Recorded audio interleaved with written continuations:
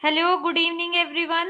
My name is Kiran Kuhar और मैं हूं आपकी पेपर 2 यूजीसी नेट ज्योग्राफी की ट्रेनर। लाइव क्लास शुरू हो गई है तो जल्दी से जल्दी अपनी लाइव क्लास ज्वाइन करो ताकि हम अपना जो टॉपिक है वो शुरू करते हैं। और 2 मिनट वेट कर लेते हैं ताकि बाकी जो बच्चे हैं वो भी ज्वाइन कर लें और उसके बाद जो क्लास है वो शुरू करते हैं।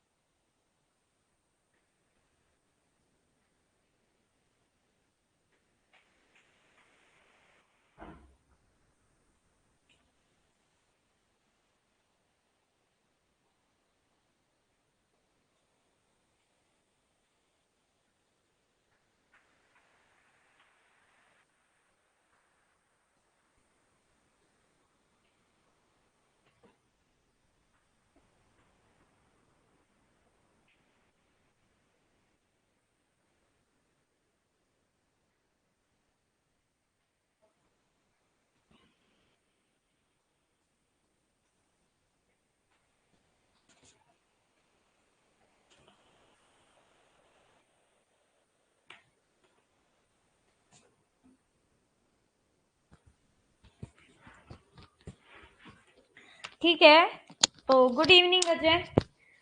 तो अब शुरू करते हैं। कल हमने सैलिनिटी किस फैक्टर की वजह से इंक्रीज होती है, किस फैक्टर की वजह से डिक्रीज होती है, ये हमने पढ़ लिया था।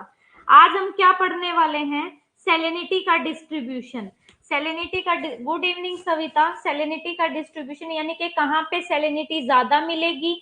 आप जब एक लैटिट्यूड को पार करके यानी कि 0 से 10, 10 से 20, 20 से 30 जब ऐसे पार करके जाती हो तो तब आपकी सैलिनिटी कैसे मिलती है, तब सैलिनिटी में कैसे वेरिएशन मिलते हैं। और दूसरा, जब आप समुद्र की ऊपर की सतह से लेके नीचे की तरफ अंदर गहराई पे चलते हो तो आपकी सैलिनिटी में कैसे वेरिएशन मिलते हैं। उससे पहले मेरे को बताओ कि आपका जो पिक्नोक्लाइन लाइन है, पिक्नोक्लाइन लाइन को लाइन आपका क्या शो करती है? पिक्नोक्लाइन लाइन कल ही बताया, पिक्नोक्लाइन लाइन क्या होती है।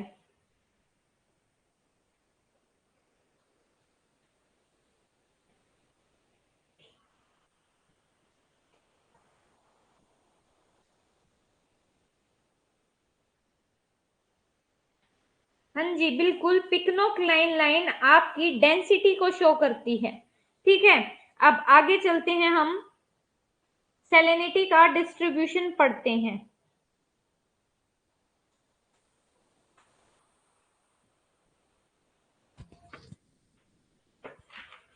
जो क्वेश्चन यहाँ पे क्लास में नहीं होते ना, उस क्वेश्चन पे पैनिक मत हुआ करो। जब क्लास में टॉपिक ना पढ़ो ना और क्वेश्चन सोल्व करना आ जाए तो सोल्व होता है तो ठीक है, नहीं तो छोड़ दिया करो, मेरे से पूछ लिया करो। ओके, अब आपका डिस्ट्रीब्यूशन ऑफ सैलिनिटी है, यानी कि आपका लवणता का वितरण हम पढ़ रहे हैं। इसमें आपका हॉरिजॉन्टल आपको डिस्ट्रीब्यूशन पढ़ना है और वर्टिकल। आपका जो एवरेज सैलिनिटी है ओशन की वो कितनी है? 35 पार्ट पर 1000 एवरेज सैलिनिटी है। आपके लैटिट्यूड में भी जो है वेरिएशन मिलता है। आप ये बोल सकते हो सैलिनिटी में लैटिट्यूडनल वेरिएशन भी मिलता है। यानी कि कैसे मिलता है वो वेरिएशन आपको पता है। ये मान लो ये आपका 23.5 डिग्री नॉर्थ लैटिट्यूड है। अब ये जो लैटिट्यूड है इस पे मान लो यहाँ पे आपका क्या है, अरब सी है, या ये वैसे ही है अरेबियन सी 23.5 डिग्री से थोड़ा सा नीचे, और बे ऑफ बंगाल भी थोड़ा सा नीचे, बट मैं ऐसे ही दे रही हूँ कि यहाँ पे भी आपका कोई सी है, ठीक है, और यहाँ पे भी आपका कोई सी है। ये बे ऑफ बंगाल नहीं, ये आपके 3 सी है, सी ए, सी बी, सी और आपका सी, ठीक है। तो आपका जो ये है प्लेस है, इसकी जो सैलिनिटी है इस ओशन की वो है 20 डिग्री पार्ट पर थाउजेंड। बी की जो सैलिनिटी है वो है 15 डिग्री पार्ट पर थाउजेंड, और सी की जो डेंसिटी है वो है 32 पार्ट पर थाउजेंड। अब सबसे ज्यादा डेंसिटी किसकी है, इस ओशन की है। तो इसके क्या क्या रीजन हो सकते हैं। सबसे पहला रीजन, इस जगह पे जो है इवेपोरेशन ज्यादा होता होगा। दूसरा, यहाँ पे जो है प्रेसिपिटेशन, बारिश कम होती होगी। तीसरा, यहाँ पे जो रिवर है, रिवर भी यहाँ पे कम होगी। गुड मॉर्निंग रुचि। फोर्थ, यहाँ पे जो है कौन सी विंड होगी, यहाँ पे आपकी वेस्टर्ली विंड हो सकती है, ठीक है।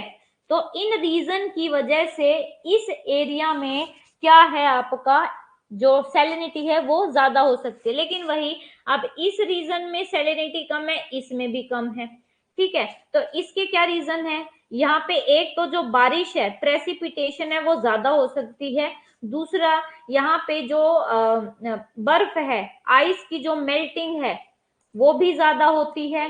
तीसरा, यहाँ पे जो है बड़ी बड़ी रिवर अपना पानी गिराती हैं। और फोर्थ, आप कह सकते हो कि यहाँ पे वेजिटेशन बहुत ज्यादा है, ठीक है। तो इस प्रकार से आपका ये जो एरिया, इन एरिया में जो सैलिनिटी है वो क्या मिलती है, कम मिलती है, और इस एरिया में सैलिनिटी ज्यादा मिलती है सेम लैटिट्यूड पर होने के बावजूद। आया, रीजन क्या होंगे, कुल मिला के वही रीजन होंगे कि आपके जो सैलिनिटी है ना, सैलिनिटी में रीजनल वेरिएशन भी मिल सकते हैं। कैसे रीजनल वेरिएशन का मतलब है, देखो बेटे, आप मान लो इस एरिया में रह रहे हो, ये आप इस एरिया में रह रहे हो, तो इस एरिया का देखो ये वाला जो पार्ट है इसमें सैलिनिटी 20 हो सकती है, ये जो बीच वाला पार्ट है इसमें 10% हो सकती है, यहाँ पे 35 पार्ट पर थाउजेंड हो सकती है, और यहाँ पे बिल्कुल क्या है 2% सेल पार्ट पर थाउजेंड सैलिनिटी है। तो इसके भी रीजन क्या है कि आपका एक ही जगह में, इसको बोला जाता है रीजनल वेरिएशन। यानी कि रीजन क्या होता है, रीजन मैंने बताया था, रीजन का मतलब होता है एक एरिया, अर्थ पर एक ऐसा एरिया जो अपने आसपास के एरिया से बिल्कुल अलग कैरेक्टरिस्टिक रखता है। तो ये एरिया है, और इस एरिया में भी आपके जो सैलिनिटी है उसमें वेरिएशन मिलते हैं, ठीक है। अब आगे आपको हॉरिजॉन्टल डिस्ट्रीब्यूशन पढ़ना है और वर्टिकल डिस्ट्रीब्यूशन पढ़ना है।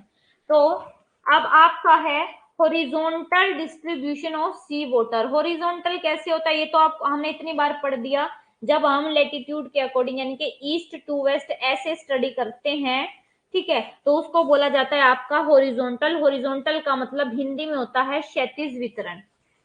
तो अब इसमें हम क्या करेंगे, the study of pattern of partial distribution of sea water salinity in individual ocean. यानी कि जब हम हर एक ओशन की अलग अलग तरीके से स्टडी करेंगे, जैसे पैसिफिक ओशन की सैलिनिटी का डिस्ट्रीब्यूशन, पैसिफिक जो ओशन है, ये पैसिफिक ओशन है, पैसिफिक ओशन में 0 डिग्री से 90 डिग्री नॉर्थ की स्टडी करेंगे, और 0 डिग्री से 90 डिग्री साउथ ओशन की स्टडी करेंगे, और उसकी सैलिनिटी का पता लगाएंगे, ठीक है। तो पैसिफिक ओशन की पढ़ेंगे, अटलांटिक, इंडियन ओशन, और जो पैटर्न है डिस्ट्रीब्यूशन का सैलिनिटी का सी वाटर का, इनक्लोज सी में कैसा है, जो आधे स्थल भाग से गिरे हैं और आधे खुले भाग से हैं, और ओपन सी, इन सब में सैलिनिटी का डिस्ट्रीब्यूशन वितरण कैसा है, कैसा पैटर्न मिलता है, अब ये पढ़ेंगे। तो ये देखो, ये है आपका सैलिनिटी, ठीक है, वर्ल्ड ओशियन में। आपको ये डायग्राम से ज्यादा पढ़ना है, ये लैटिट्यूडनल यानी कि अक्षांशीय वितरण, अक्षांशीय समुद्री जल का अक्षांशीय वितरण। अक्षांशीय मतलब देखो, जब बेटे आप इस 0 डिग्री से नॉर्थ और 0 डिग्री से साउथ जब स्टडी करते हो, यानी कि इक्वेटर से पोलर एरिया की तरफ जब जाते हो ना, तो जनरली क्या जो देखने को मिलता है, जनरली देखने को मिलता है जब हम इक्वेटर से पोलर एरिया की तरफ चलते हैं तो हमारा सैलिनिटी क्या होती है, डिक्रीज होते है। लेकिन अब ये इक्वेटर से 90 डिग्री तक भी क्या मिलते हैं बेटा, आपके रीजनल वेरिएशंस मिलते हैं। ठीक है, क्या मिलते हैं, रीजनल वेरिएशन मिलते हैं जब आप 0 डिग्री से 90 डिग्री पर जाते हो। और वो रीजनल वेरिएशन क्यों मिलेंगे, जो मैंने आपको रीजन दिए हैं उसी की वजह से रीजनल वेरिएशन मिलेंगे। जैसे ये आपका, ये देखो, ये आपका रेड सी है।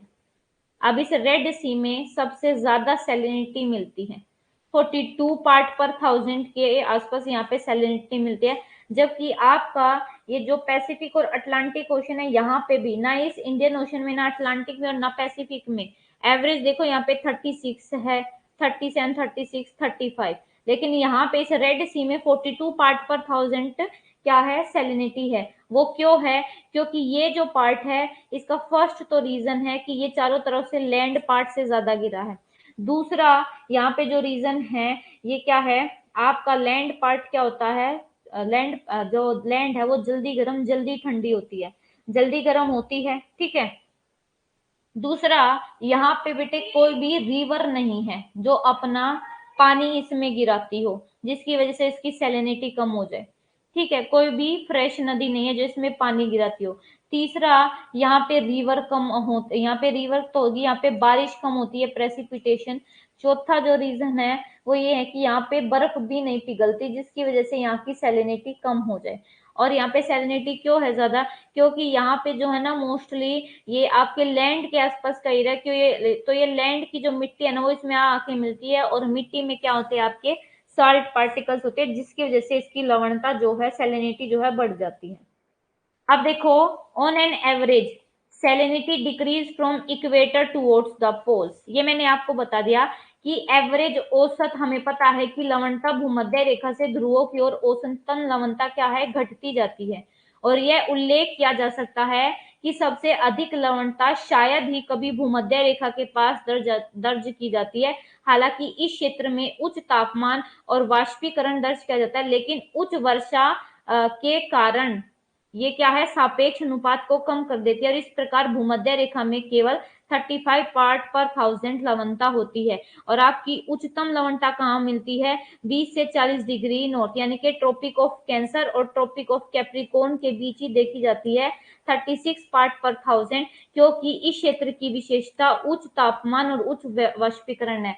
जो आपका ट्रॉपिक ऑफ कैंसर और कैप्रिकॉर्न वाला एरिया वो क्या है, वहां पे आपका टेम्परेचर भी हाई है, वहां पे आपका इवेपोरेशन भी हाई है, बट वहां पे आपका प्रेसिपिटेशन कम है, वहां पे मेल्टिंग ऑफ आइस भी कम है, और वहां पे बड़ी बड़ी जो रिवर है वो भी कम है। तो इस वजह से यहाँ पे क्या होता है, जो आपके ट्रॉपिक ऑफ कैंसर और कैप्रिकॉर्न के बीच वाला एरिया वहां पे सैलिनिटी ज्यादा, और इक्वेटर पे सैलिनिटी क्यों कम मिलती है, इसका करेक्ट और एक्यूरेट रीजन मेरे को बताना, आपको क्या पता है, बताओ बताओ, मुझे तो पता है, इसका एक्यूरेट रीजन मेरे को बताओ कि आपकी जो सैलिनिटी है वो इक्वेटर पर कम क्यों मिलती है और ट्रॉपिक ऑफ कैंसर और कैप्रिकॉर्न पर ज्यादा क्यों मिलती है। जल्दी जल्दी आंसर करो।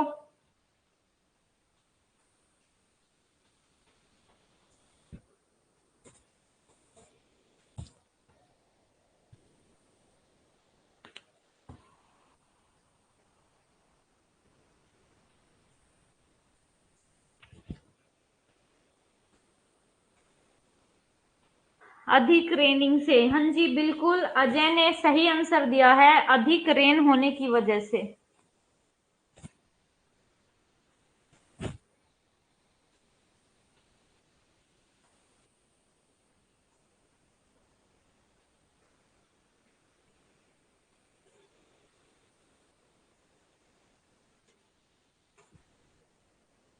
बिल्कुल, और रीजन बताओ।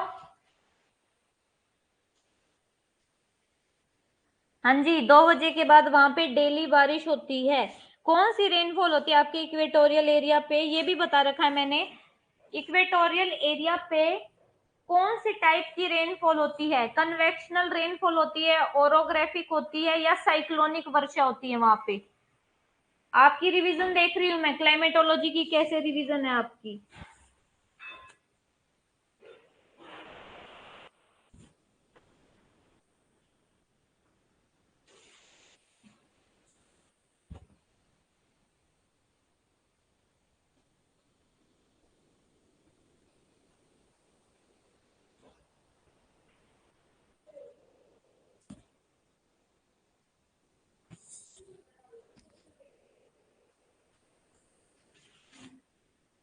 कन्वेंशनल, बिल्कुल कन्वेक्शनल रेनफॉल होती है।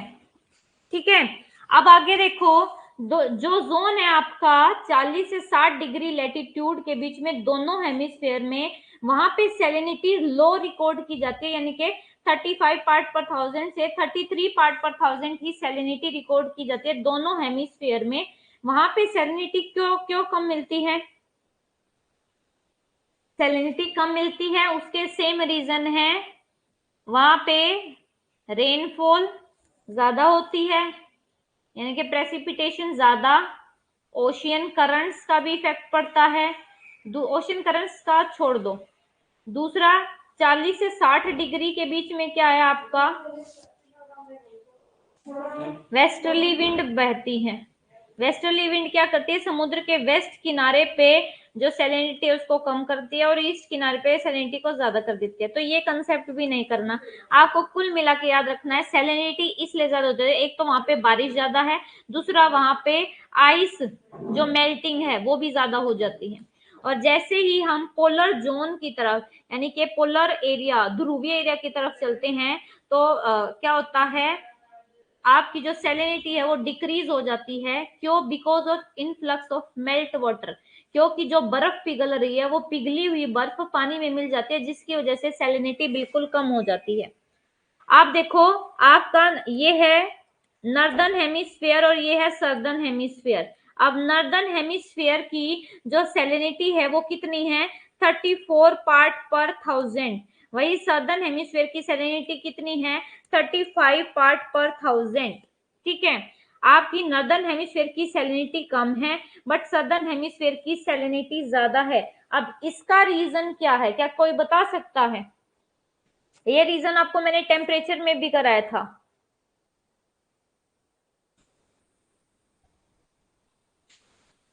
बताओ, नॉर्दर्न हेमिस्फीयर की सैलिनिटी ज्यादा है, सदर्न हेमिस्फीयर की जो एवरेज सैलिनिटी है वो कम है नॉर्दर्न हेमिस्फीयर से, क्यों? Because of which factor?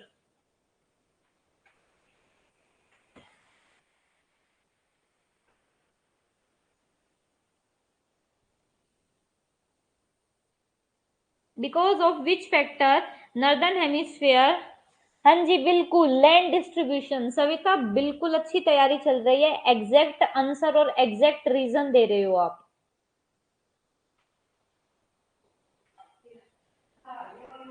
हाँ जी बिल्कुल अजय, अजय आपकी भी जो तैयारी है वो अच्छी चल रही है, क्योंकि आप लोग मेरे को एग्जैक्ट आंसर बता रहे हो, जो एग्जैक्ट रीजन है ना, आपको एग्जैक्ट रीजन का पता लग गया है अब।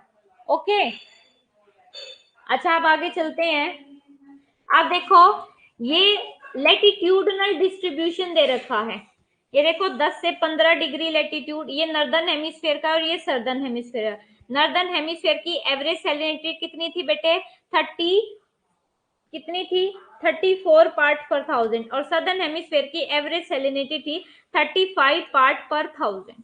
ठीक है, तो अब देखो यहाँ पे 10 से 15 डिग्री पे हमारी 34 से 35 के बीच में, 15 से 40 के बीच में 35 से 36। फिर जैसे जैसे ऊपर जा रहे हो देखो आपकी सैलिनिटी क्या हो रही है? कम। सबसे ज्यादा सैलिनिटी आपको कहाँ पे मिल रही है? यहीं पे 15 से 40 डिग्री वाले लेटीट्यूड पे, यानी कि tropic of cancer and capricorn वाले एरिया पे। ये ट्रॉपिक ऑफ कैंसर वाला एरिया यहीं पे ज्यादा है। लेकिन एक बात देखो, अगर आप नॉर्दर्न हेमिस्फीयर की एवरेज सैलिनिटी देखोगे तो एवरेज सैलिनिटी कौन से लेटीट्यूड तक मिल रही है? 50 डिग्री लेटीट्यूड तक नॉर्दर्न हेमिस्फीयर की एवरेज सैलिनिटी मिलती है। उसके बाद तो देखो कितनी कम है। ऐसे ही सदर्न हेमिस्फीयर में देखो 10 से 30 डिग्री पे आपका 35 से 36 के बीच में, 30 से 50 के बीच में आपको 34 से 35 पार्ट पर थाउजेंड, और फिर कम होती जाती है जैसे जैसे ऊपर की तरफ चलते हैं। तो एवरेज सैलिनिटी यहाँ पे भी किस हेमिस्फीयर के बीच में मिल रही है? ट्रॉपिक ऑफ कैप्रिकॉर्न पे आपकी जो है सैलिनिटी सबसे ज्यादा मिल रही है, और एवरेज सैलिनिटी कहाँ तक मिल रही है? 50 डिग्री तक। तो दोनों हेमिस्फीयर में ही जो एवरेज सैलिनिटी है नॉर्दर्न हेमिस्फीयर की भी और सदर्न हेमिस्फीयर की भी 50 डिग्री लैटिट्यूड तक ही मिल रही है। आगे एवरेज सैलिनिटी से भी नीचे सैलिनिटी आपको मिलती है। ठीक है, ये डायग्राम इंपॉर्टेंट है, ये क्लियर होना चाहिए आपको। उसके बाद आगे चलते हैं। अब बेटे ये जो सैलिनिटी है ना, अब सैलिनिटी के बेस पे आपके जोन बना दिए सैलिनिटी के क्राइटेरिया के अकॉर्डिंग। तो आपका सबसे पहले है इक्वेटोरियल जोन, यानी कि 10 से 20 डिग्री लैटिट्यूड। ये कैसा जोन है?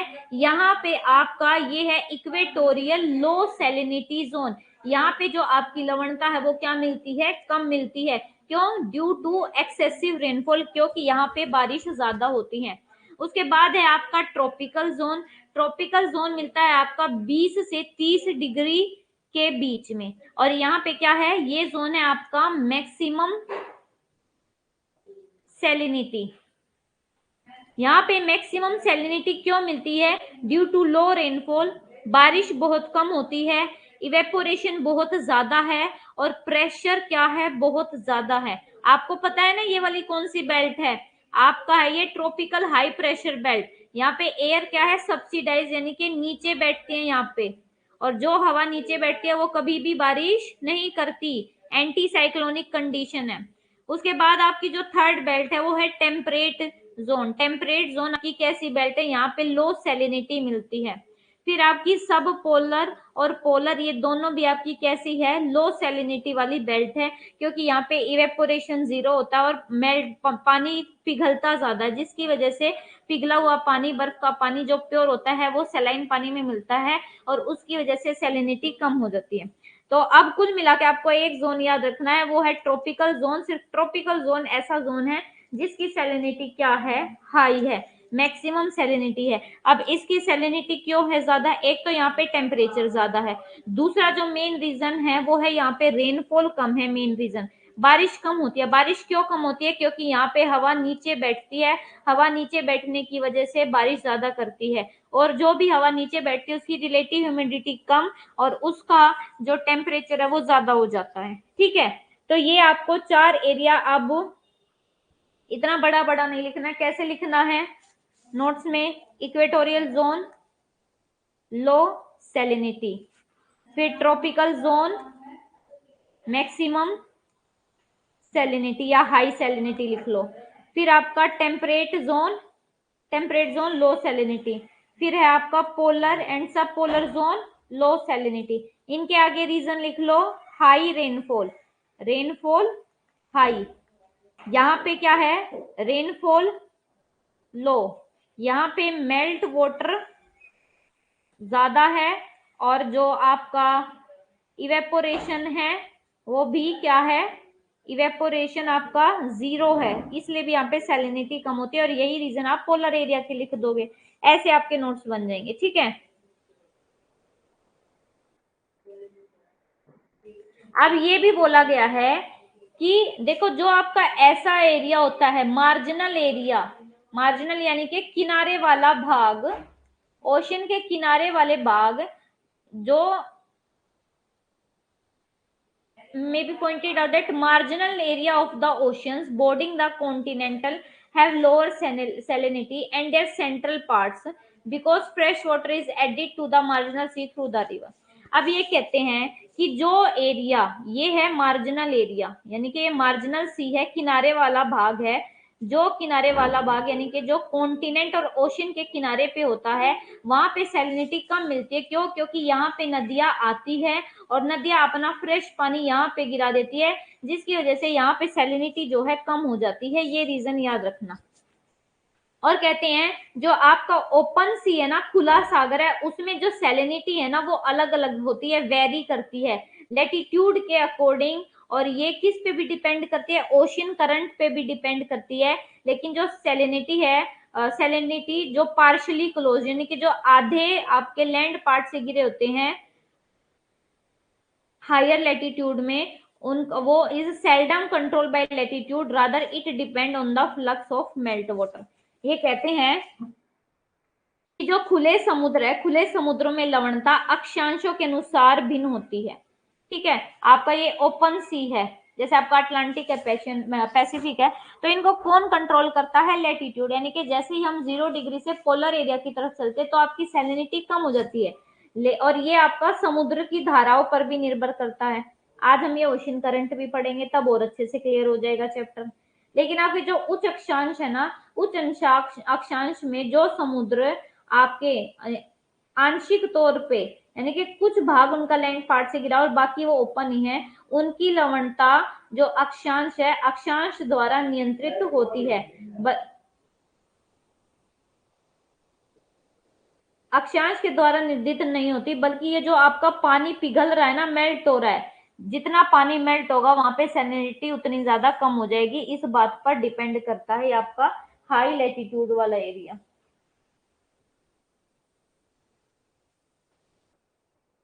और इसी का रीजन है कि आपका जो बाल्टिक सी है, बाल्टिक सी में सैलिनिटी कम क्यों मिलती है?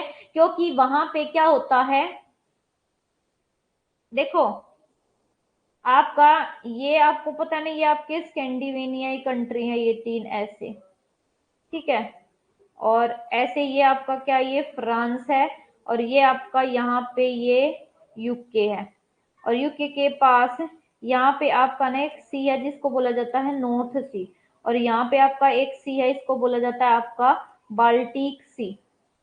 अब ये कहते हैं कि बाल्टिक सी की जो सैलिनिटी है वो क्या है, कम है, लेकिन जो नॉर्थ सी है, नॉर्थ सी की सैलिनिटी क्या है, ज्यादा है। ये दोनों सेम लेटीट्यूड पर है, सेम लेटीट्यूड पर होने के बावजूद जो आपका ये है बाल्टिक सी, बाल्टिक सी की सैलिनिटी क्या है, कम है, और नॉर्थ सी की सैलिनिटी ज्यादा है। अब ये क्या रीजन है? क्योंकि आपका जो बाल्टिक सी है, बाल्टिक सी में क्या है, ज्यादा से ज्यादा नदियां अपना पानी गिराती है, और दूसरा यहाँ पे जो फ्रेश वाटर है, पिघली हुई बर्फ से जो फ्रेश वाटर है वो यहाँ पे ज्यादा मिल जाता है। जबकि आपके नॉर्थ सी में क्या होता है, बड़ी बड़ी नदियों का अभाव है, यहाँ पे कोई भी नदी अपना पानी इस सी में नहीं गिराती, इसलिए इसकी सैलिनिटी ज्यादा है सेम लेटीट्यूड पर होने के बावजूद, और बाल्टिक सी की कम है। ठीक है,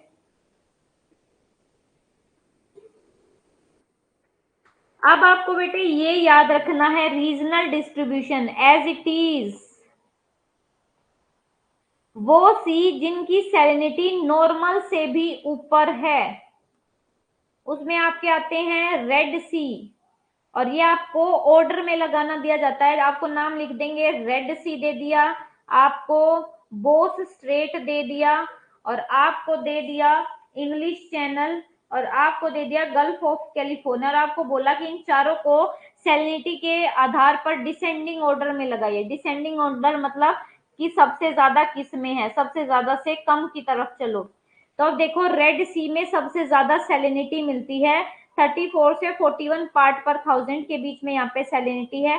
फिर आपका पर्शियन गल्फ, पर्शियन गल्फ में 37 से 38 पार्ट पर थाउजेंड, फिर मेडिटेरियन सी में 37 से 39 पार्ट पर थाउजेंड, उसके बाद आपका कैरेबियन सी और गल्फ ऑफ मैक्सिको में 35 से 36, बोस स्ट्रेट में 35, गल्फ ऑफ कैलिफोर्निया में 25 से 35।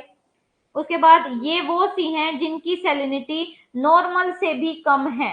देखो ये तो वो थे जिनकी नॉर्मल से भी ज्यादा है, ये वो हैं जिनकी नॉर्मल सैलिनिटी है, और ये वो हैं जिनकी नॉर्मल से भी कम है। इसमें आपका Arctic Ocean, North Australian Sea, Bering Sea, Okhotsk, Japan, China, Andaman, North Sea, English Channel, Gulf of Lawrence, Baltic Sea, Hudson Bay, इन सब की सैलिनिटी क्या है, नॉर्मल से भी कम है। ठीक है,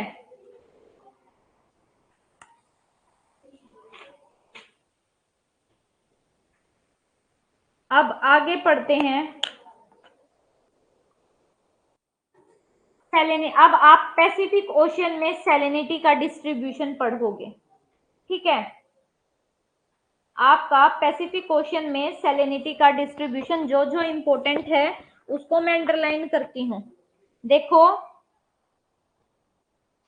आपका जो पैसिफिक ओशन है ना, पैसिफिक ओशन एरिया के अकॉर्डिंग सबसे बड़ा ओशन है, तो इसमें सैलिनिटी में बहुत ज्यादा डिफरेंस मिलता है। क्यों? Wide range of salinity difference in Pacific Ocean because of its shape and larger areal extent. प्रशांत महासागर के आकार और बड़े क्षेत्रफल के कारण इसमें लवणता में व्यापक अंतर मिलता है। कहीं कोई, ये आपका पैसिफिक सी है, पैसिफिक सी में कहीं पे सैलिनिटी आपको ज्यादा मिलेगी, कहीं पे सैलिनिटी आपको कम मिलेगी। ठीक है, तो ये क्या है, ये किसकी वजह से है? ये इसके इतने बड़े एरिया और इसके इतने बड़े साइज की वजह से यहाँ पे सैलिनिटी में वेरिएशन मिलते हैं।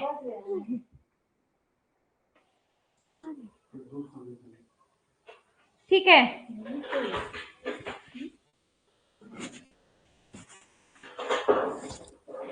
उसके बाद ये देखो, आपकी जो सैलिनिटी है, अगर पैसिफिक सी में, ये पैसिफिक ओशन है, पैसिफिक ओशन में सैलिनिटी 0 डिग्री के आसपास देखो, इक्वेटर के आसपास, तो आपकी 34.85% सैलिनिटी है। वही आपकी 15 से 20 डिग्री लेटीट्यूड के बीच में जो सैलिनिटी है वो कितनी है?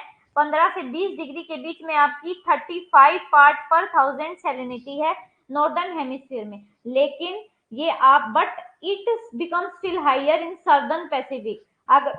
अगर वहीं आप सदर्न हेमिस्फीयर की बात करें 15 से 20 के बीच में, तो वहां पे सैलिनिटी कितनी है? 36 पार्ट पर थाउजेंड है, और उसका रीजन आपको पता है। ठीक है, उसके बाद सैलिनिटी फिर क्या है? Salinity again decreases further northward. जैसे जैसे फिर हम जीरो से ऊपर की तरफ चलते हैं, तो जो सैलिनिटी है वो क्या हो जाती है? कम हो जाती है, ऊपर नॉर्दर्न हेमिस्फीयर में भी और सदर्न हेमिस्फीयर में भी। ठीक है,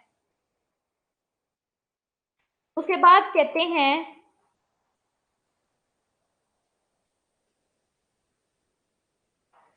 जो पैसिफिक ओशन में ओखोटस्क सी है, पैसिफिक सी के वेस्ट में, ये आपका पैसिफिक ओशन है। इस पैसिफिक ओशन के वेस्टर्न एरिया में एक सी है, यहाँ पे ऊपर ओखोटस्क सी। ओखोटस्क सी में क्या होता है? 31 पार्ट पर थाउजेंड क्या हो जाती है? सैलिनिटी। वही 34 पार्ट पर थाउजेंड कहाँ पे हो जाती है? मंचूरिया के निकट। मंचूरिया पता है क्या है? ये आपका चाइना है ना, चाइना का यहाँ पे एक एरिया, एक प्लेट्यू एरिया, इसको बोला जाता है आपका मंचूरिया। तो मंचूरिया के आसपास यहाँ पे जो पैसिफिक ओशन में सैलिनिटी मिलती है वो कितनी मिलती है? 34। और इसके ऊपर यहाँ पे एक सी है, ओखोटस की सी, जापान के पास, वहां पे जो सैलिनिटी मिलती है वो 31 पार्ट पर थाउजेंड मिलती है। अब ये क्यों यहाँ पे कम क्यों मिलती है ओखोटस्क सी में? क्योंकि ओखोटस्क सी में आपकी बर्फ जो है, बर्फ पिघल रही है और उसका पानी यहाँ पे मिल जा रहा है, इसलिए यहाँ पे क्या है? सैलिनिटी कम हो जा रही है। और दूसरा, जो आपका मेल्ट वाटर लेके आ रही है Oyashio current from the Bering Strait and due to weakening of Kuroshio current. Kuroshio current आपकी नीचे से ऊपर आती है और ओवाशियो करंट आपकी ऊपर से आ रही है। बेरिंग स्ट्रेट, बेरिंग स्ट्रेट किसको अलग करती है? बेरिंग स्ट्रेट आपका रशिया और आपके अलास्का को अलग करती है। स्ट्रेट का मतलब क्या होता है? स्ट्रेट होती है जो आपके दो ओशियन पार्ट को मिला देती है और दो आपके कॉन्टिनेंटल पार्ट को अलग करती है। जैसे आपका बेरिंग स्ट्रेट है, बेरिंग स्ट्रेट रशिया और अलास्का को अलग करती है, और आपका आपका चुकचई सी और आपका ये ओखोटस्क सी इनको क्या कर देती है? मिला देती है। ठीक है, तो ये होती है आपकी बेरिंग स्ट्रेट। तो अब आपका क्या कहते हैं? Salinity also decrease. जहां पे आपका कैलिफोर्निया, ये आपका नॉर्थ अमेरिका है। ठीक है, नॉर्थ अमेरिका ये है, नॉर्थ अमेरिका के पास यहाँ पे ऐसे निकला हुआ भाग है, इसको बोला जाता है आपका कैलिफोर्निया। और आपका ये मिडल अमेरिका, और आपका ये जो साउथ अफ्रीका, साउथ अफ्रीका में यहाँ पे पेरू है, पेरू की कोस्ट पे भी जो आपका सैलिनिटी है वो कम हो जाती है। क्यों? क्योंकि यहाँ पे आपकी कैसी विंड है? यहाँ पे ईस्टर्ली विंड, और ईस्टर्ली विंड क्या करते हैं? ईस्ट टू वेस्ट डायरेक्शन में पानी को उठा कर ले जाती है, तो गर्म पानी ऊपर का यहाँ पे चला जाता है, सैलिनिटी ट्रांसफर हो जाती है, और नीचे से जो ठंडा पानी है वो ऊपर आ जाता है, इसलिए यहाँ पे सैलिनिटी क्या मिलती है? कम मिलती है। ठीक है, आया समझ में पैसिफिक ओशन में सैलिनिटी?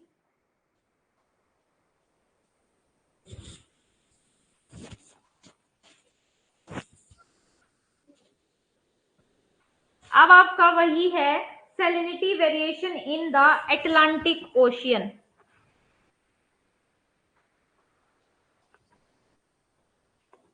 अब आपके एटलांटिक ओशन की एवरेज सैलिनिटी कितनी है? 35.6% है। और हाईएस्ट सैलिनिटी आपकी इक्वेटर पर नहीं मिलती, बल्कि 15 से 20 डिग्री लेटीट्यूड के बीच रिकॉर्ड की जाती है। वो क्यों रिकॉर्ड की जाती है आपको भी पता है। अब आप 5 डिग्री नॉर्थ, अब देखो ये आपका 5 degree north, 15 degree north, 15 degree south, तो 5 डिग्री नॉर्थ पे आपका 34.98 पार्ट पर थाउजेंड, आपका 15 डिग्री नॉर्थ पे है 36 पार्ट पर थाउजेंड, और 15 डिग्री साउथ पे है 37.7 पार्ट पर थाउजेंड। सदर्न हेमिस्फीयर में ज्यादा, क्योंकि यहाँ पे जो ओशियन पार्ट है वो ज्यादा है। ठीक है, तो ये क्या करता है, ये शो करता है कि आपका जो सैलिनिटी है, जो सैलिनिटी है इक्वेटर से ट्रॉपिक ऑफ कैंसर और कैप्रिकॉर्न की तरफ बढ़ जाता है। जो सेंटर जोन है नॉर्थ अटलांटिक ओशन का 20 डिग्री से 30 डिग्री नॉर्थ और 20 डिग्री वेस्ट, उसमें क्या होता है, मैक्सिमम सैलिनिटी रिकॉर्ड की जाती है। कहां से कहां तक ये मैंने आपको बता दिया, 20 डिग्री नॉर्थ से 30 डिग्री नॉर्थ और 20 डिग्री वेस्ट से आपका 60 डिग्री वेस्ट के बीच में। ठीक है, अब ये कहते हैं the eastern marginal area of North Atlantic beyond 40 degree latitude record higher salinity than the western margin because the Gulf Stream carries saline water from American coast to the north western European coast. अब इसके लिए क्या समझो, एक ये पे देखो, ये आपका है नॉर्थ अमेरिका और ये आपका है यूरोप वाला पार्ट, और ये आपकी 0 डिग्री, 0 डिग्री से आपके पानी की वजह से यहाँ पे एक करंट चलती है। क्योंकि ये एरिया कैसा एरिया, ट्रेड विंड वाला एरिया, तो यहाँ पे विंड कैसी चल रही है, ईस्ट टू वेस्ट चल रही है, इसलिए यहाँ पे आपका जो पानी है वो भी कैसे चलेगा, ईस्ट टू वेस्ट चलेगा। और इस करंट को बोला जाता है नॉर्थ इक्वेटोरियल करंट। और ये कैसी करंट है, वोम करंट। जो करंट 0 डिग्री से यानी कि नीचे से ऊपर जा रही है वो कैसी करंट होगी, वोम करंट होगी। और जो करंट ऊपर से नीचे आ रही है वो कैसी करंट होगी, आपकी कोल्ड करंट होगी। तो ये कैसी करंट है, वोम करंट है। अब यहाँ पे जब ये आ जाती है तो यहाँ पे एक क्या है, इस जो ये जो वोम करंट है इसका नाम क्या पड़ जाता है, गल्फ स्ट्रीम पड़ जाता है। तो ट्रेड विंड की इन्फ्लुएंस की वजह से ये जो आपका है क्या कहते हैं, गल्फ स्ट्रीम की जो डायरेक्शन है वो कैसे हो जाती है, उसको जाना तो ऐसे ऊपर चाहिए था बट वो डेविएट हो जाती है कोरियोलिस फोर्स की वजह से।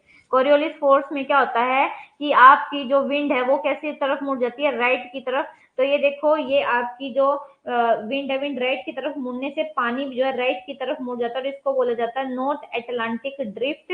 और ये क्या करता है, ये यहाँ की जो नमी थी, सॉरी यहाँ की जो सैलिनिटी थी उसको ले जाके यहाँ पे डाल देता है, जिसकी वजह से यहाँ पे सैलिनिटी क्या हो जाती है, ज्यादा, और यहाँ पे सैलिनिटी कम। और अब एक बात और याद रखना, ये आपका कोई कॉन्टिनेंट पार्ट है और ये बीच में आपका ओशन है। तो ओशियन का ये कॉन्टिनेंट है, कॉन्टिनेंट का ये ईस्टर्न होता है, ये वेस्टर्न होता है। और जो आपके कॉन्टिनेंट का वेस्टर्न होता है वो आपके ओशियन का ईस्टर्न होगा, और जो कॉन्टिनेंट का ईस्टर्न होता है वो आपके ओशियन का वेस्टर्न होगा। ठीक है,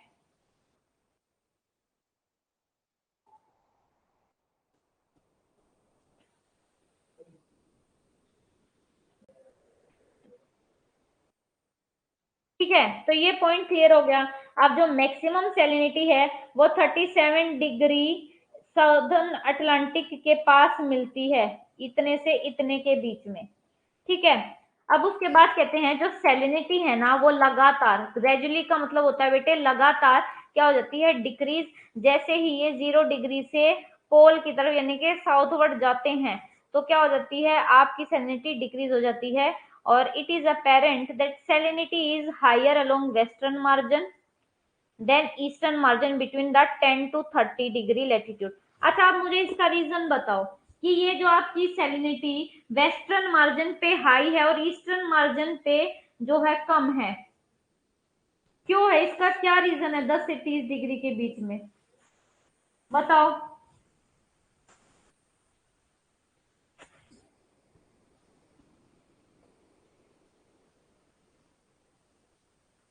जल्दी बताओ।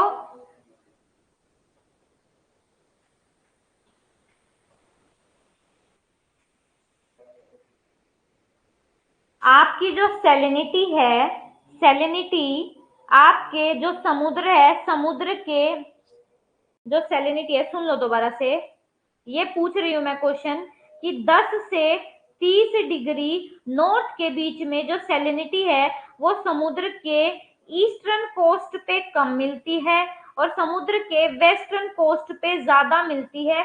इसका क्या रीजन है? अभी अभी बताया बेटा।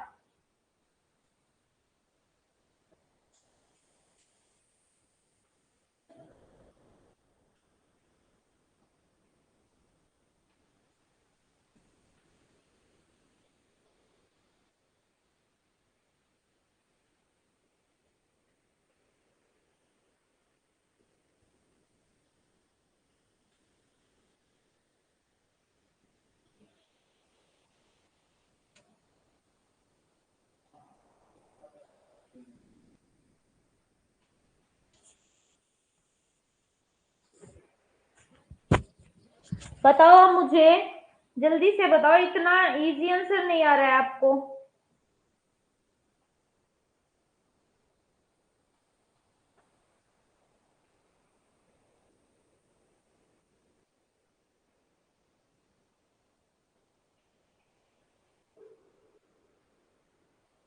मैं दोबारा बता देती हूँ, सुन लो।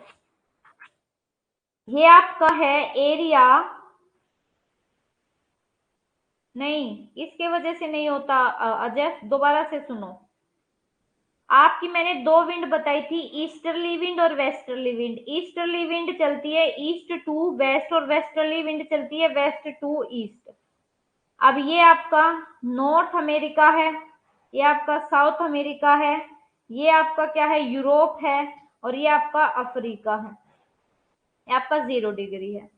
तो अब नॉर्दर्न हेमिस्फेयर की पढ़ते हैं। मैंने आपको अभी अभी बताया आपकी जो ओशियन करंट है वो क्यों चलती हैं। आपकी ओशियन करंट 10 से 30 डिग्री के बीच में किन विंड के इन्फ्लुएंस में रहती है? ईस्टर्ली विंड, क्योंकि ये इलाका ईस्टर्ली विंड का है। तो यहाँ से ईस्ट की तरफ से आपकी पानी की एक धारा उठती है और ये वेस्ट डायरेक्शन में चलती है, और यहाँ पे क्या है, कॉन्टिनेंट भाग है, यानी कि एक लैंड पार्ट है, और इस लैंड पार्ट से टकरा के एक जो धारा ऐसे नीचे वापस चली जाती है और एक ऊपर चली जाती है। ठीक है, तो आपकी जो भी विंड नीचे से ऊपर जा रही है वो वार्म विंड होगी, जो ऊपर से पोलर एरिया से आ रही है तो वो कोल्ड विंड होगी।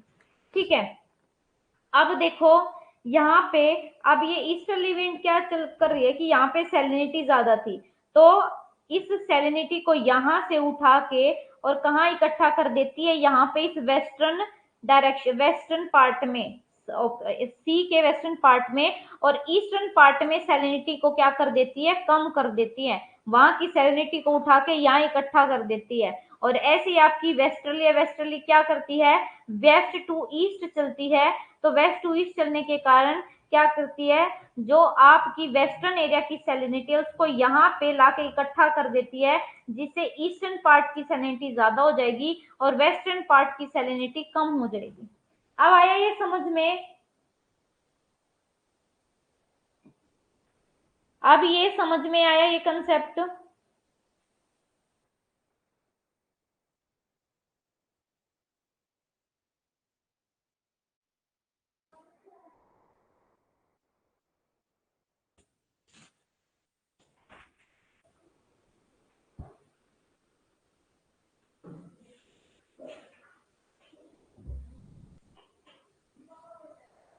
बताओ जल्दी से, कंसेप्ट क्लियर हो गया? उसके बाद नेक्स्ट कंसेप्ट पे चलते हैं।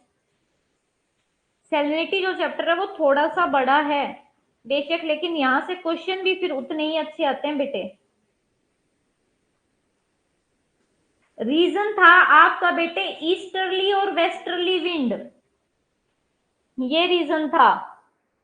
जो 10 से 30 डिग्री के बीच में विंड चलती है वो ईस्टर्ली विंड चलती है, और 30 से 60 डिग्री के बीच में जो विंड चलती है वो वेस्टर्ली। तो जो 10 से 30 डिग्री वाला इलाका है उसमें समुद्र के वेस्टर्न पार्ट में जो है सैलिनिटी ज्यादा थी और ईस्टर्न पार्ट में सैलिनिटी कम थी बिकॉज ऑफ ईस्टर्ली विंड। और यहाँ पे समुद्र के वेस्टर्न पार्ट में सैलिनिटी कम और ईस्टर्न पार्ट में सैलिनिटी ज्यादा because of westerly wind. Now you got it what I want to say, what I become to say, now you understand।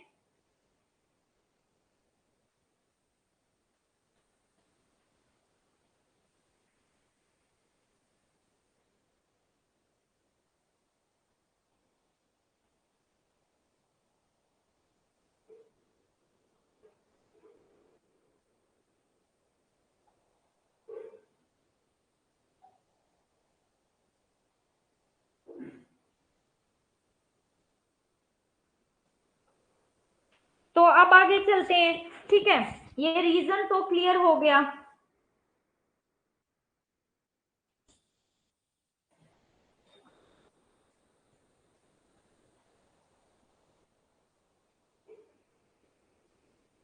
अब आगे क्या है, comparatively low salinity is found in front of river mouth.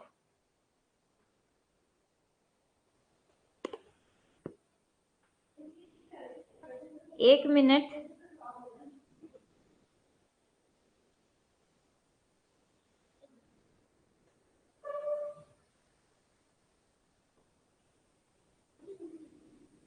हाँ जी, ये है कि आपकी जो सैलिनिटी है वो कम मिलती है जहां पे नदियां अपना पानी गिराती है, जैसे आपकी सेंट लॉरेंस नदी है, अमेजन नदी है, कोंगो नदी है, नाइजर, ये जहां जहां अपना पानी गिराती है वहां पे सैलिनिटी कम हो जाती है क्योंकि रिवर का पानी कैसा पानी होता है, फ्रेश पानी होता है, ठीक है। तो ये कहते हैं, आप जो आपका एटलांटिक ओशियन है ना, और एटलांटिक ओशियन में जो सैलिनिटी है उसमें जो है डिफरेंस मिलता है, स्पेशली जो इनक्लोज यानी कि जो बंद सागर है उनमें सैलिनिटी में डिफरेंस मिलता है। ऐसे ही जो नॉर्थ सी है उसकी भी जो लोकेशन है ऐसी है, वो हायर लेटीट्यूड में, लेकिन वहां पे सैलिनिटी 34 पार्ट पर थाउजेंड है। क्यों? क्योंकि वहां पे कोई भी नदी अपना पानी नहीं गिराती और वहां पे ज्यादा सैलिनिटी ले जाई जाती है। जो मेन रीजन है वो याद रखना कि आपके नॉर्थ सी में, नॉर्थ सी जो है आपका हाई लेटीट्यूड पे यानी कि पोलर एरिया के आसपास है, लेकिन फिर भी वहां पे सैलिनिटी 34 पार्ट पर थाउजेंड है क्योंकि वहां पे जो सैलिनिटी है वो किसके द्वारा ली जाती है, आपकी नॉर्थ एटलांटिक ड्रिफ्ट की वजह से। और दूसरा तरफ वही आपका जो बाल्टिक सी है वहां पे सैलिनिटी कम है क्योंकि वहां पे नदियां अपना पानी गिराती है, ये रीजन साथ में लिख रखा है। ओके, उसके बाद कहते हैं उससे आगे जैसे ही हम उत्तर की तरफ चलते हैं तो सैलिनिटी क्या हो जाती है उत्तर की तरफ, यानी कि जैसे ही 0 से 90 डिग्री की तरफ चलते हैं सैलिनिटी डिक्रीज होने लग जाती है। ये जो सैलिनिटी है 7% रह जाती है, 8% रह जाती है रजन आइलैंड के पास। ये रजन आइलैंड आपका थोड़ा जो सब पोलर एरिया वहां पे है। और 2% रह जाती है गल्फ ऑफ बोथनिया के पास। गल्फ ऑफ बोथनिया भी आपकी कहाँ पे है, जो आपकी ये फिनलैंड कंट्री है ना, फिनलैंड है स्कैंडिनेवियन कंट्री, वहां पे आपकी गल्फ ऑफ बोथनिया, ठीक है। तो क्यों हो जाती है वहां पे कम, क्योंकि वहां पे रिवर अपना पानी डालती है। और 8 से 11% रिकॉर्ड होती है स्वीडन में, ठीक है। तो जो मेडिटेरियन सी है, मेडिटेरियन सी में सैलिनिटी ज्यादा है, ये कल भी बताया था। क्योंकि वहां पे सैलिनिटी क्यों ज्यादा है, क्योंकि वहां पे इवेपोरेशन ज्यादा है और आपका जो फ्रेश वाटर है वो वहां पे कम मिलता है, यानी कि नदियां अपना पानी वहां पे कम गिराते हैं, वहां पे कम नदियां गिरती है, इसलिए वहां पे क्या है, सैलिनिटी ज्यादा हो जाती है क्योंकि वहां पे इवेपोरेशन एक्सीड कर जाता है किससे, फ्रेश वाटर से। ओके, उसके बाद कहते हैं जो अब ये बता रखा है कि ये आपका मेडिटेरियन सी है, तो मेडिटेरियन सी में जो सैलिनिटी है वो क्या हो जाती है, salinity increase from the western part of Mediterranean Sea, ये वेस्टर्न पार्ट है, तो यहाँ पे सैलिनिटी ज्यादा होती है, जैसे 36.5 सैलिनिटी है। यही ईस्टर्न पार्ट में जो सैलिनिटी है वो क्या हो जाती है, कम हो जाती है, ठीक है। लेकिन वही इससे आगे एक ब्लैक सी है, ब्लैक सी में बहुत कम हो जाती है, कितनी, ब्लैक सी में हो जाती है 17 to 18। क्यों? क्योंकि ब्लैक सी में आपकी बड़ी बड़ी नदियां पानी गिराती है, नाइपर और डेन्यूब। डेन्यूब नदी यूरोप की सबसे बड़ी नदी है और ये यूरोप की 10 कैपिटल में से बहती है, यानी कि यूरोप के 10 कंट्री हैं, 10 कंट्री और 10 कंट्री की जो कैपिटल है वो इस रिवर के किनारे पर स्थित है। कल फाइंड आउट करके लेके आना कि जो डेन्यूब रिवर है वो कौन सी 10 कैपिटल के किनारे से जाती है। कहते हैं high salinity, gulf of Mexico में सैलिनिटी 36 है, वही कैरेबियन सी में भी क्या है, सैलिनिटी है। ये क्यों? क्योंकि वहां पे जो नॉर्थ इक्वेटोरियल करंट है वो पानी ज्यादा लेकर आती है। ठीक है, अब आपका इंडियन ओशन में सैलिनिटी पढ़ रहे हैं। इंडियन ओशन में भी बेटे सेम हाल है कि आपका जैसे अटलांटिक और पैसिफिक ओशन में सैलिनिटी में डिफरेंस था, ऐसे ही आपका अब इंडियन ओशन में है। जो एवरेज सैलिनिटी है इंडियन ओशन की वो 35 पार्ट पर थाउजेंड है। आपके अटलांटिक ओशन की एवरेज सैलिनिटी 35.6 पार्ट पर थाउजेंड थी। ठीक है, अब ये कहते हैं 0 से 10 डिग्री के नॉर्थ के बीच में ये जो है क्या हो जाती है, सैलिनिटी डिक्रीज हो जाती है। बे ऑफ बंगाल में याद रखना, आपका जो बे ऑफ बंगाल है, बे ऑफ बंगाल में जो सैलिनिटी वो कितनी है, 33.5% है। ठीक है, और बे ऑफ बंगाल में सैलिनिटी क्या मिलती है, कम मिलती है। और आपका जो अरेबियन सी उसमें सैलिनिटी ज्यादा मिलती है, क्योंकि बे ऑफ बंगाल में आपकी सारी मोस्टली जो रिवर इंडिया की वो सारी अपना जो पानी इस बे ऑफ बंगाल में ही डालती है। और अरेबियन सी में तो सिर्फ आपकी 2 ही कंट्री जो है पानी डालती है, एक है आपका नर्मदा और दूसरा ताप्ती। ठीक है, तो वो इतना अफेक्ट नहीं डालती है सैलिनिटी पे जितनी आपकी गंगा, आपकी महानदी गोदावरी, कृष्णा, कावेरी, बूद बलंगा, स्वर्ण रेखा, ये सारी नदियां यहाँ पे बे ऑफ बंगाल में गिरती है और अपना क्या डालती हैं, फ्रेश पानी डालती है, जिससे आपकी बे ऑफ बंगाल की सैलिनिटी क्या हो जाती है, कम हो जाती है। और वही दूसरी तरफ अरेबियन सी की जो सैलिनिटी होती है वो ज्यादा होती है। आपसे एग्जाम में पूछा जाएगा स्टेटमेंट में कि आपके अरेबियन सी की लिख दिया जाएगा अरेबियन सी की सैलिनिटी लो है, और दूसरा बे ऑफ बंगाल की सैलिनिटी ज्यादा है। तो कौन सा ठीक है, अरेबियन सी की सैलिनिटी क्या है, लो नहीं है, ये गलत है। और बे ऑफ बंगाल की सैलिनिटी ज्यादा है, ये भी गलत है। दोनों स्टेटमेंट गलत हो जाएंगे।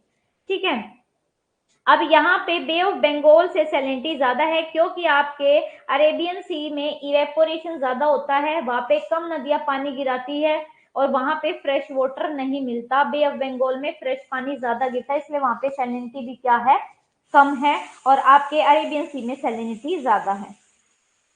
वही आपका जो ये ऑस्ट्रेलिया है, ऑस्ट्रेलिया का ये जो वेस्टर्न कोस्ट है यहाँ पे हाई सैलिनिटी है। और क्यों? क्योंकि जो आपका ऑस्ट्रेलिया ना, ऑस्ट्रेलिया की एक कंडीशन याद रखना, ऑस्ट्रेलिया सिर्फ देखो इन आउटर वाले पार्ट में आपकी पॉपुलेशन रहती है, जो मिडल वाला पार्ट है वो सारा क्या है, डेजर्ट पार्ट है। आपके 7 से 8 डेजर्ट ऑस्ट्रेलिया में मिलते हैं। ठीक है, यहाँ पे ड्राई वेदर है ना, उस ड्राई वेदर की वजह से यहाँ पे सैलिनिटी ज्यादा मिलती है। और जो आपके इनक्लोज्ड सी है, जैसे आपका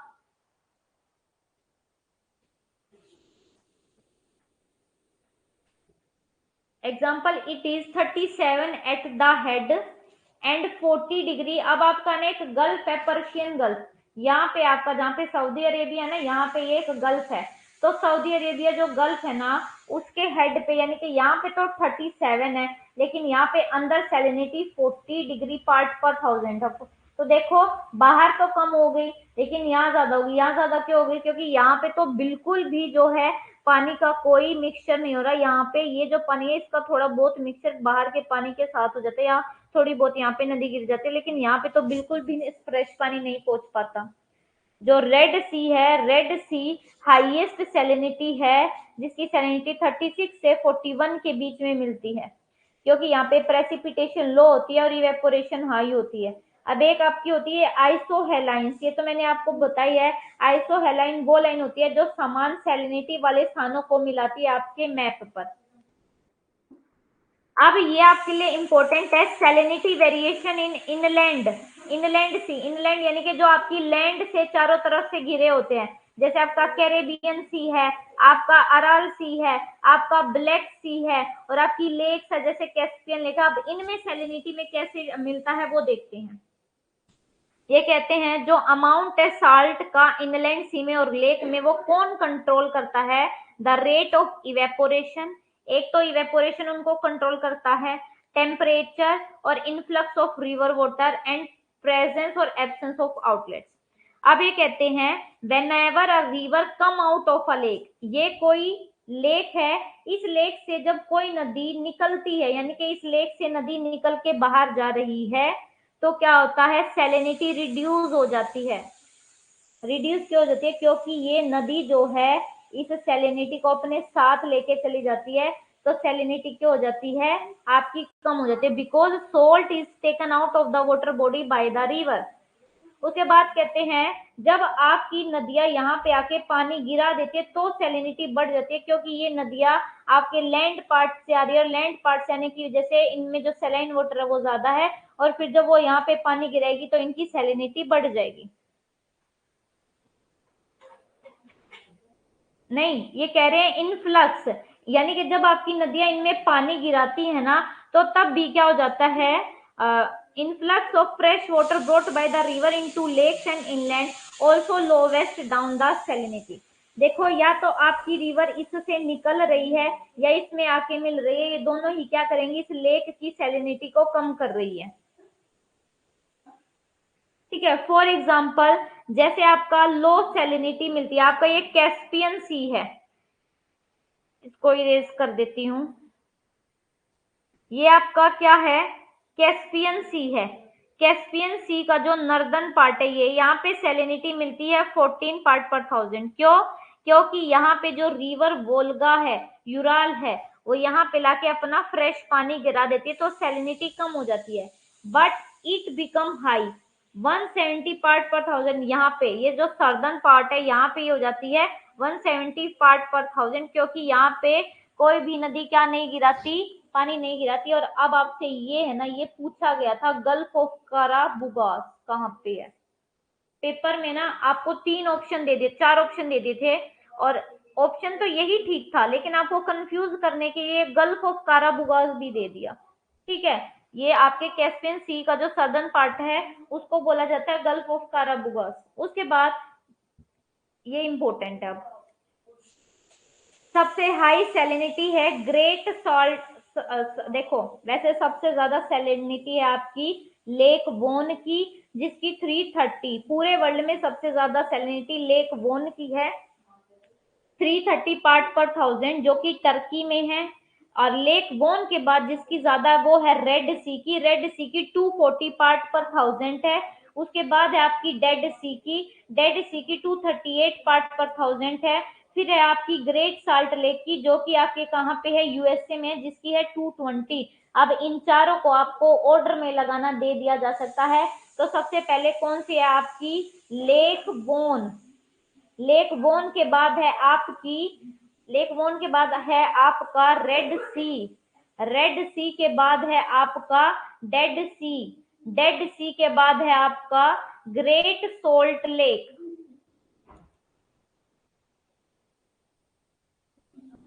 ठीक है,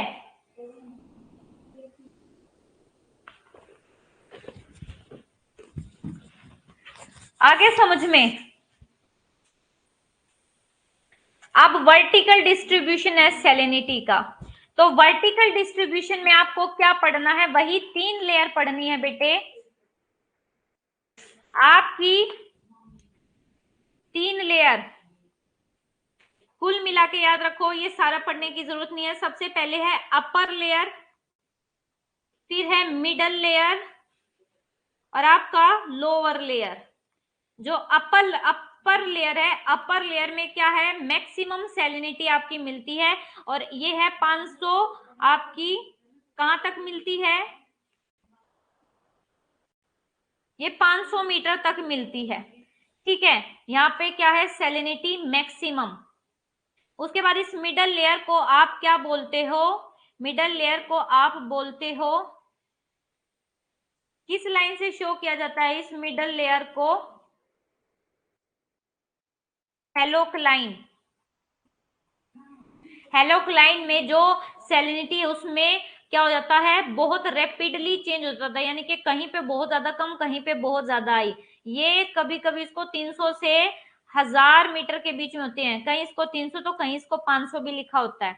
लोअर होती है आपकी 1000 मीटर से आगे। ठीक है, ये कहते हैं the upper zone of maximum salinity and lower zone, यहाँ पे है लो सैलिनिटी मिलती है, यहाँ हाई सैलिनिटी मिलती है। इन दोनों जोन को, हाई जोन और लो जोन को कौन अलग करता है? एक ट्रांजिशन जोन है जिसको बोला जाता है हेलोक्लाइन, जो आपके 500 से 1000 मीटर के बीच में है हेलोक्लाइन।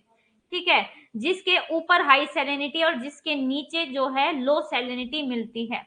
ठीक है, अब यहाँ पे आपका देखो पिक्नोक्लाइन, हेलोक्लाइन और थर्मोक्लाइन के बीच में यहाँ पे रिलेशन बता रखा है। Depth zone of ocean between 300 and 1000 metre is varying trend of vertical distribution, यानी कि जो टेम्परेचर है उसमें भी जो है डिफरेंस मिलता है, डेंसिटी में भी और सैलिनिटी में भी। और इन तीनों को, टेम्परेचर को देखो TDS को याद रख लो, TPH, T से थर्मोक्लाइन, P से पिक्नोक्लाइन और H से हेलोक्लाइन। ठीक है, और वो जो जोन्स है वो भी मैंने आपको बता दिया, और बाकी का ये जो याद है ये करने की जरूरत नहीं है, ये सेम चीज है जो मैं आपको बता रही हूँ। ठीक है, अब आपकी सैलिनिटी का क्या सिग्निफिकेंस है, क्या इंपॉर्टेंस है?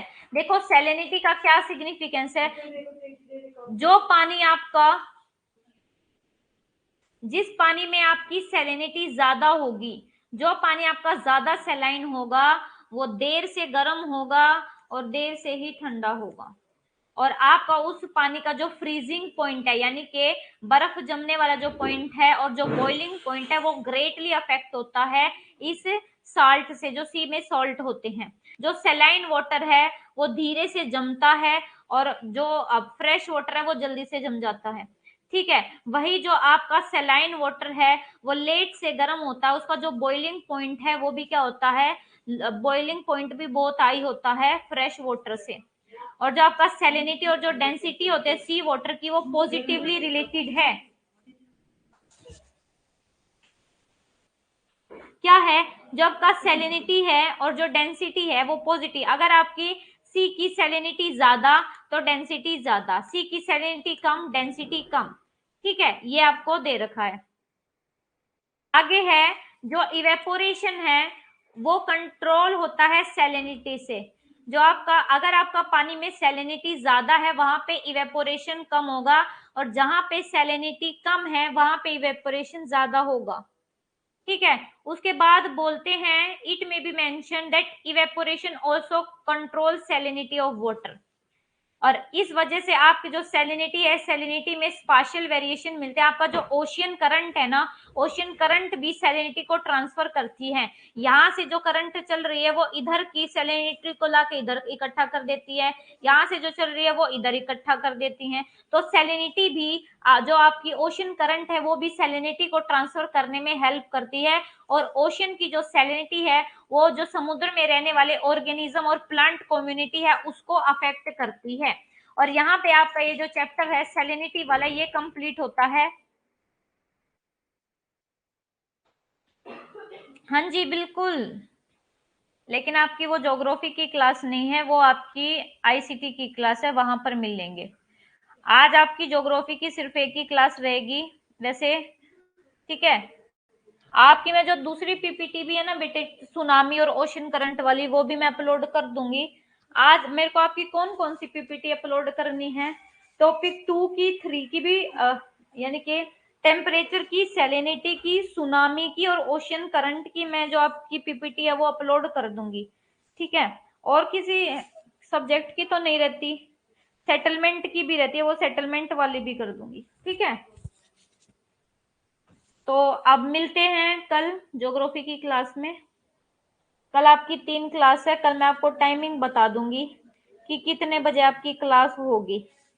ठीक है, तो आप रेडी रहना क्लास के लिए। कल हम ओशनोग्राफी को खत्म कर देंगे, कल लास्ट डेट है। कल बेशक से हमारी 3 घंटे की क्लास एक साथ हो जाएगी, हम ऐसे कर लेंगे कि है ना 12 से 3 बजे तक हम क्लास कर लेंगे। ओके, या मैं आपको टाइम बता दूंगी, पहले कुछ फिक्स नहीं करती हूँ। हाँ जी, मैं पीपीटी अपलोड कर दूंगी अजय। तो मिलते हैं कल। और अजय, आपने मेरे से एक क्वेश्चन पूछा था, मैं आज भी नहीं समझा पाई आपको वो क्वेश्चन, बट अब वो जो सैलिनिटी वाला क्वेश्चन अब आपको क्लियर हुआ अजय? आपको जो सैलिनिटी वाला टॉपिक है, आपको एक डाउट था, वो डाउट क्लियर हुआ यहाँ से? हाँ जी, वेलकम। वो डाउट आपका क्लियर हुआ या नहीं, ये बताओ मुझे।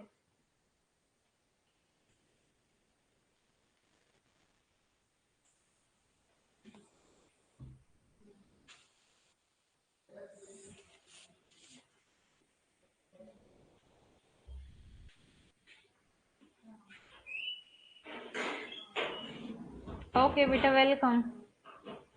अजय, आपका जो डाउट है वो आप सैलिनिटी वाले चैप्टर से पूछ रहे थे, रेड सी के रिगार्डिंग आप पूछ रहे थे। अब आपको डाउट क्लियर हुआ?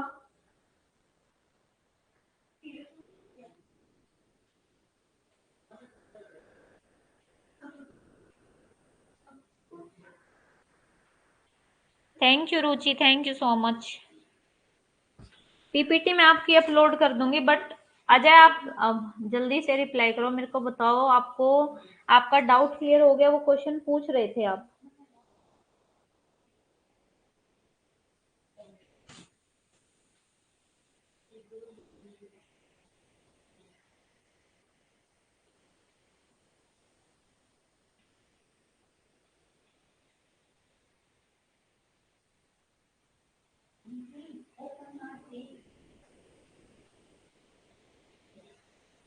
तो चलो, जो क्लास अब लीव करते हैं, मिलते हैं कल, तब तक के लिए take care everyone, good night, शुभ रात्रि।